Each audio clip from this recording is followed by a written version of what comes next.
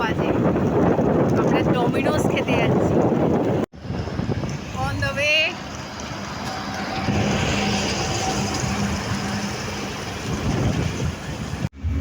আমরা দুজনে এখন বেরিয়েছি খেতে ডমিনোসে।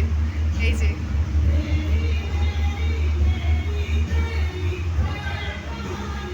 কেউ কোথাও নেই,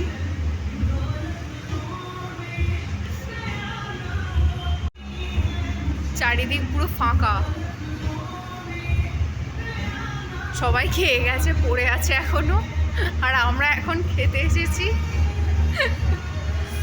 এসে গেছে আমাদের পিৎজা।